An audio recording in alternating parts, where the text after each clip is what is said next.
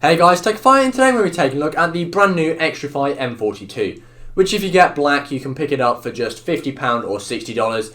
That's not including shipping though, mine did cost a bit more. And it's a really cool new mouse and we're going to be taking a look at it. If you do enjoy this video or find it helpful, then please consider subscribing to the channel, but obviously you've got to watch it first. So guys, let's get into this.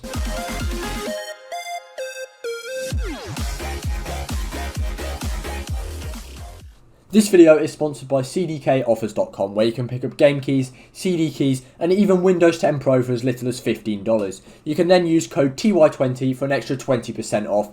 You can buy this and you'll get the code almost instantly, and you can go and activate Windows and get rid of that annoying Activate Windows logo. Check them out in the link in the description. I don't always include the unboxings anymore, however it was just a nice experience. You got some keycaps, the feet were in a nice little envelope, and I got a nice note because I pre-ordered the mouse, so it's just those little touches that made me really enjoy my first experience with an Xtrfy product.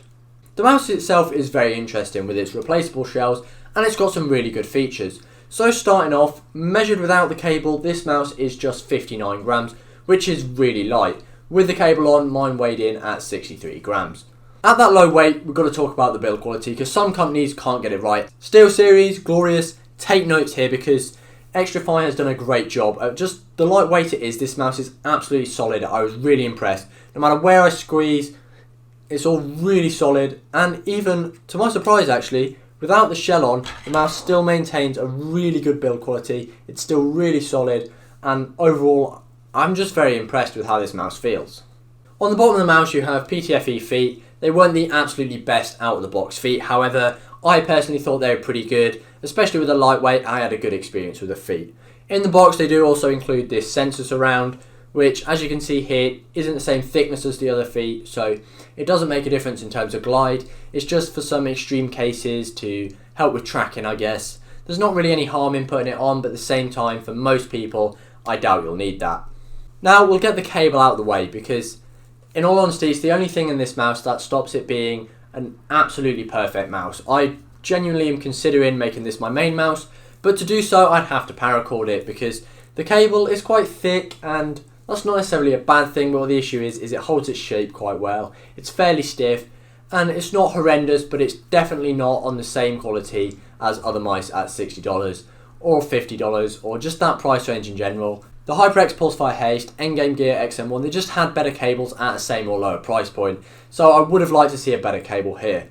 One good thing going for it is it does have an upward angle stress relief, so especially if you're using this in a mouse bungee, which I'd highly recommend, it shouldn't drag on your mouse pad and you shouldn't have too many issues with it. But it's one of those things where if you wanted to have this mouse for a long time and get the best possible performance out of it, you'd want to paracord it, and that's obviously not ideal. You want to get a perfect out of the box experience. The sensor though, you don't get any better than the Pixar PMW3389. It's a flagship sensor, it's really well performing. It's the same as another top tier mice like the XM1, and it feels really good. And it also has an extremely low lift off distance of just 3 playing cards, so I had no issues with cursor jiggle or anything like that. Overall the sensor is a really great experience and they've implemented it perfect in the M42.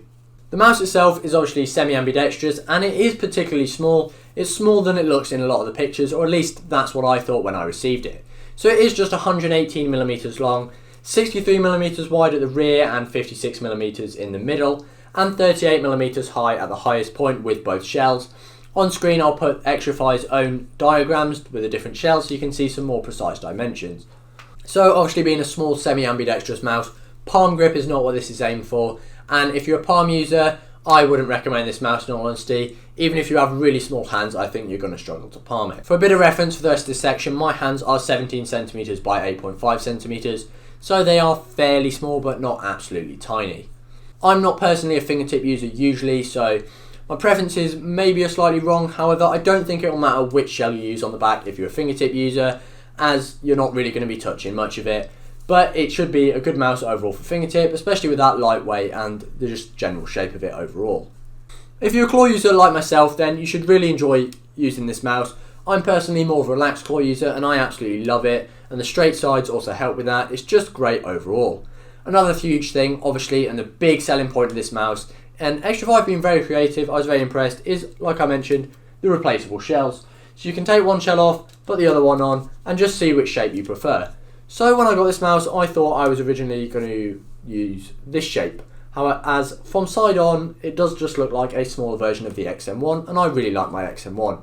However, I found I liked the other shell more when I was using it, especially for claw grip, so that was my personal preference. The great thing is though, it doesn't matter what my preference is.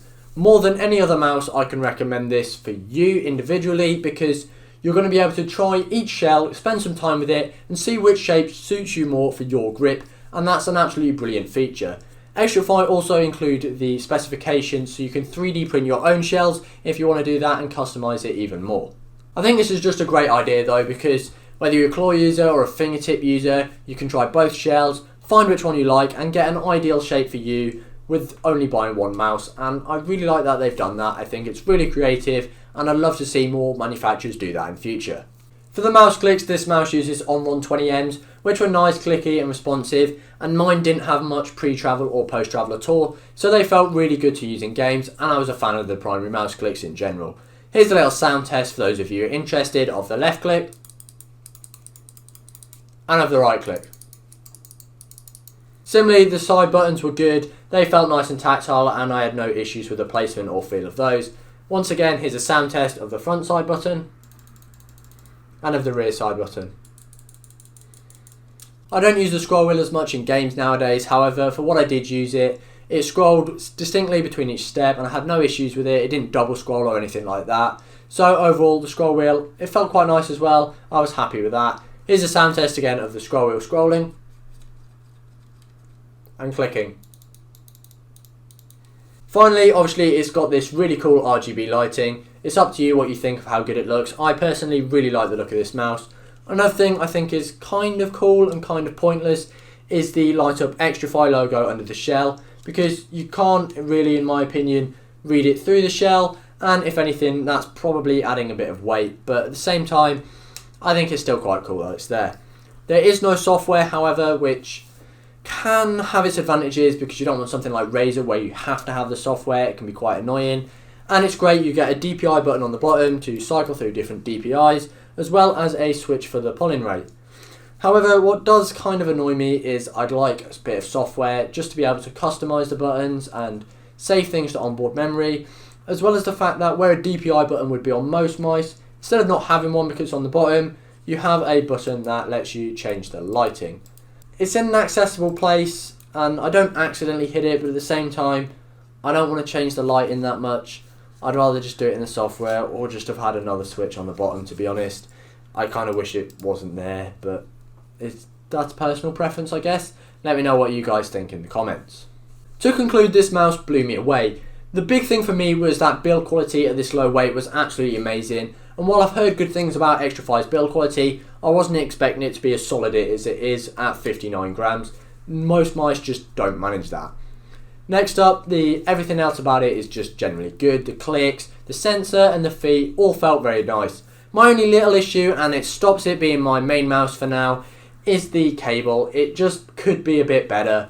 I don't think it would have been that hard for them to do. Other mice at the same price point can manage it, and it would have made this mouse absolutely amazing. Obviously, a huge reason to try this mouse is the adjustable shells. You can change the shape and get it to more of the shape you want and get more comfortable with the mouse, and I think that's absolutely brilliant. So I definitely recommend, if you're looking for a new mouse, that you check out this, and I think there's a chance it might make my top 5 mice of 2020, but make sure you subscribe to see that video. If you did enjoy the video, then make sure you leave a like and definitely subscribe to the channel. If you want to look as cool as me, and I know you do, you can get yourself some merch at tekify.co.uk/merch. For your next video, go check out my review of the HyperX Pulsefire Haste. It's a little bit cheaper and has a better cable, but it's not as good in some ways, so make sure you go watch that. Thank you guys for watching, and I'll see you guys next time.